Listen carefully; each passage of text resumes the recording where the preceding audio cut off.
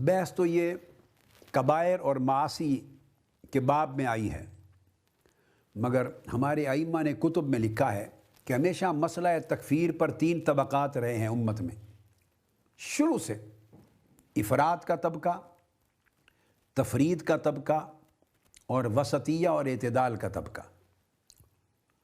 ایک وہ لوگ جو تکفیر میں بڑے تیز اور بڑا جلد باز ہوتے تھے، اور وہ حتیٰ کہ گناہ کبیرہ کے ارتکاب کو بھی کفر قرار دیتے، یعنی امتیاز نہیں کرتے تھے، اس حد تک تکفیر کے قائل تھے کہ گناہ کبیرہ کا ارتکاب ہوا اس کو بھی کافر کر دیا۔ اس طبقے میں خوارج، معتزلہ اور قدریہ تھے۔ یہ میں خلاصہ بتا رہا ہوں ہماری اہل سنت کی کتب عقائد کا۔ خوارج، معتزلہ اور قدریہ۔ دوسرا طبقہ تھا تفرید، جو اتنی ڈھیل دیتے کہ کسی پر ہی کفر کا نہیں کرنا قول، کسی پر کفر کا قول نہیں کرنا، جو چاہے کرتا رہے۔ یہ طبقہ مرجئہ کا تھا، مرجئہ کا۔ یہ اس میں تکفیر کرتے اور عدم تکفیر میں غلو کرتے۔ خوارج، معتزلہ اور قدریہ تکفیر میں غلو کرتے اور افراط، بے دھڑک ہر ایک کو کافر بنا دیتے، گناہ کبیرہ کا مرتکب کافر۔ اور معتزلہ اگر فاسق کرتے تو اس کو ایمان سے خارج کر دیتے، المنزلۃ بین المنزلتین۔ اور دوسرا طبقہ تفرید کرتا، خوارج اور معتزلہ کے برعکس مرجئہ، اور حتیٰ کہ وہ معاذ اللہ وہ یہ یہاں تک سمجھتے کہ کسی کے کبائر سے اور معاصی اور کبیرہ گناہ سے بھی ایمان کو بھی کوئی ضرر نقصان نہیں پہنچتا۔ اب یہاں ایک بات کہنا چاہتا ہوں، جو اشاعرہ تھے اور دوسرے مذاہب کے لوگ تھے، امام اعظم سیدنا ابو حنیفہ رضی اللہ تعالیٰ عنہ کے مخالفین اور احناف کے مخالف، وہ امام اعظم پر مرجئہ میں سے ہونے کا ارجاء کا طعنہ دیتے تھے۔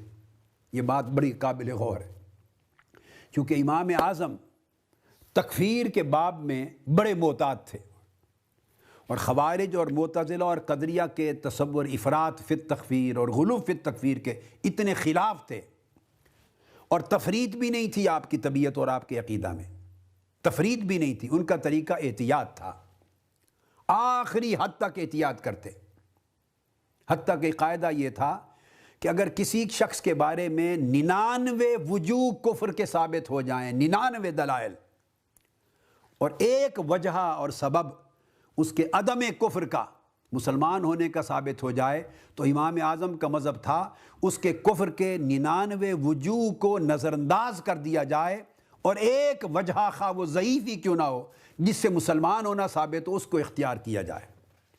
وہ کسی کے اوپر فتویٰ کفر میں اتنی احتیاط برتے تھے امام اعظم رضی اللہ تعالیٰ عنہ۔ تو امام اعظم کی اس غیر معمولی احتیاط فی التکفیر کی وجہ سے ان کے مخالفین ان پر الزام ارجاء کرتے تھے، کہتے تھے یہ مرجئہ ہیں، اور معاذ اللہ لعنت ملامت تک کرتے تھے امام اعظم پر، اور جھوٹی تہمت لگاتے مرجئہ ہونے کی۔ اور آپ کی کتاب الفقہ الاکبر اور کتاب الوصیہ، امام اعظم کے رسائل، خود آپ کے اپنے لکھے ہوئے پڑھ کے دیکھیے، ان میں سب کچھ درج ہے، اور فرماتے تھے کہ میں مرجئہ نہیں ہوں، میرا طریقہ صرف تکفیر کے باب میں احتیاط کا ہے۔ اور ان لوگوں کو تکفیر کے بارے میں احتیاط گوارا نہیں تھی کہ تکفیر میں احتیاط کرے، اس کو بھی اٹھا کے تفرید کے کھاتے میں ڈال دیتے تھے۔ یہی ماجرا آج ہمارے ساتھ ہے، ہم تکفیر میں تفرید کے قائل نہیں ہیں، مگر تفرید کے بھی قائل نہیں، افراد کے بھی قائل نہیں، ہم امام اعظم رضی اللہ تعالیٰ عنہ کے مقلد، ہم احتیاط کے قائل ہیں۔ تیسرا طبقہ اہل سنت والجماعت کا ہے، جو امام اعظم کے پیروکار اور امام ابو منصور الماتوریدی، پھر فقی ابو اللیث السمرقندی، پھر امام طحاوی اور امام نصفی، اور ہماری کتب عقائد میں پھر ان کے تمام معاملات درج ہیں۔ یہ جو احتیاط کے ساتھ کام لینے والا طبقہ۔